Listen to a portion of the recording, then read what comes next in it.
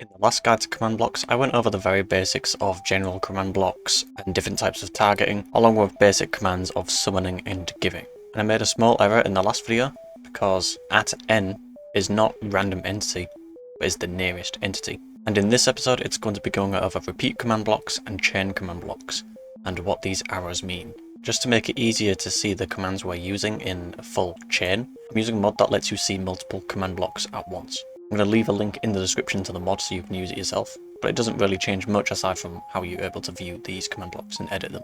So as I said in the first video, the impulse command block will only trigger once when it's been activated. I'm just going to give myself a pufferfish with this one, and it just gives me a pufferfish. The repeat command block will activate every tick, and since there's 20 game ticks every second, it's going to give me 20 pufferfish.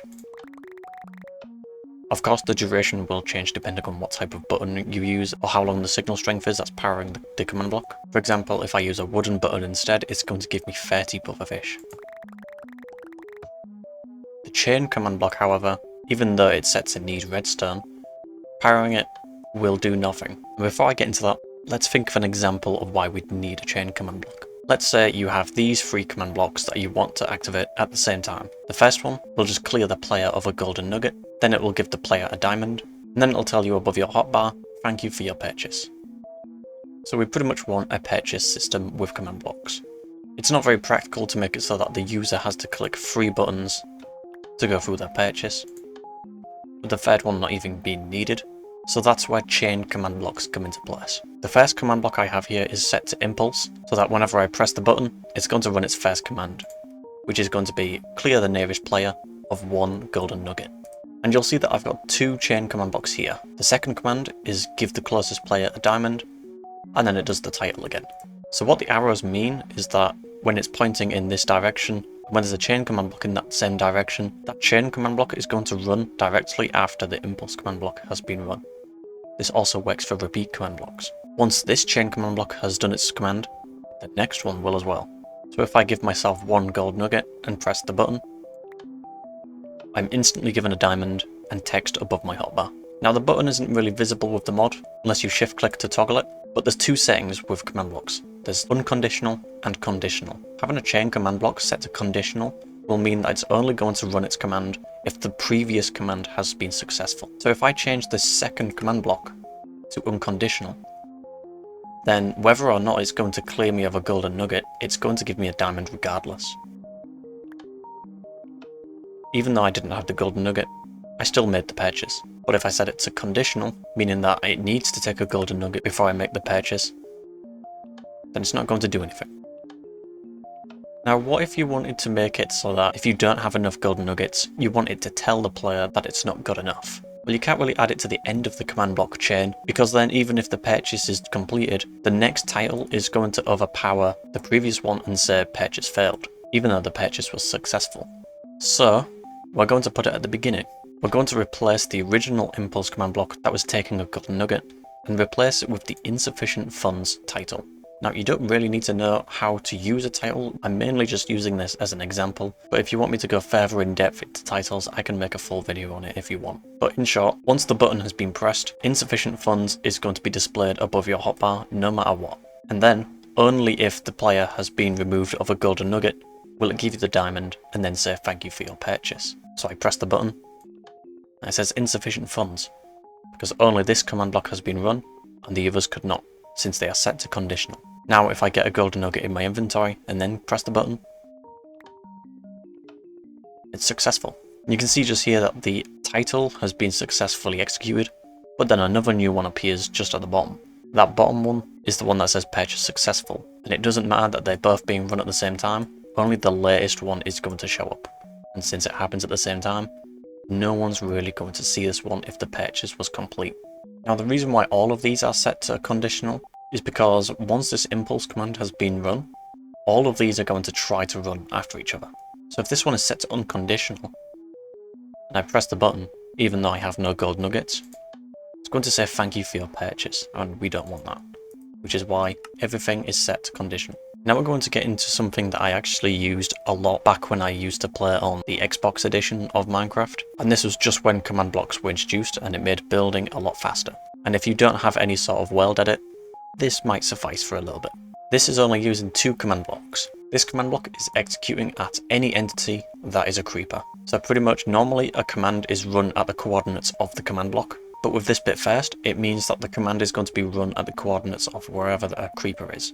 Then run is just going to be the command that we want to run once we've got our target, and we're going to do fill from its original coordinates of the creeper to 10 blocks above it of redstone blocks.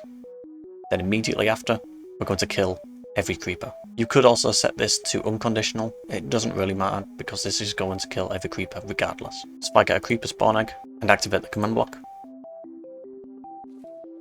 whenever I spawn a creeper, a tower of redstone blocks is going to be spawned. And it makes for a quick wall. Now, something you might have noticed about my chain command blocks is that if I hover over these little icons here, the redstone dust means it's set to needs redstone, but without the mod it will just show needs redstone in the bottom, but the gunpowder says it's always active.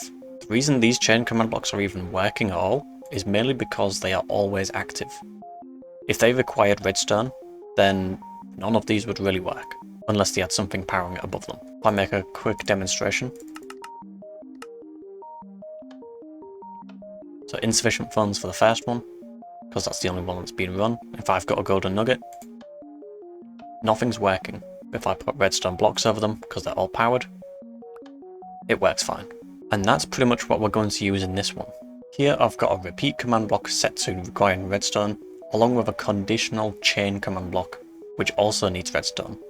After that, it's going to kill any creeper, regardless if it passed or failed. These two are pretty much the same with what they're doing. The first command block is the exact same as the last one, but it's just turned from redstone blocks to stone. This one is changing from its original coordinates and 10 blocks up to 11 blocks above it and 15 blocks higher. So from those two coordinates, it's going to replace them with diamond blocks. Let's spawn a creeper with this active. Well, there's a pillar of stone blocks, but there's no diamonds, even though this says diamond block. That's because it's set to needs redstone and we've not been powering it. At the back here, I've got another repeat command block with a comparator coming out of it. Comparators are able to track whether or not command blocks have successfully completed their command. And if they have, they will emit a redstone signal. Just to make this a little compact, all I've done is put the comparator into a block with redstone next to it. And since the redstone is facing in all directions and not just a dot, it's going to be powering this block, which will power the chain command block. The compactness makes it look a little weird, but all you need to know is that this comparator is powering this block.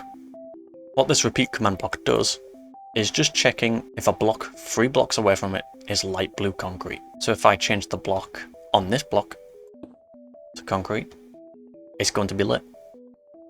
And now, since this middle chain command block is needing redstone and it's now powered, we should be getting the diamond block on the top of the stone pillar. And there you have it. You can use more command blocks and different ways of doing redstone to make this really customizable, and there's a lot of different things you can do with these command blocks. Here's just a tiny example of what I've got going on with command blocks right now. This is for an upcoming project that'll probably be released months from now, maybe even a year, but there's a lot of things going on. But because of all these command blocks, you're able to do something like this.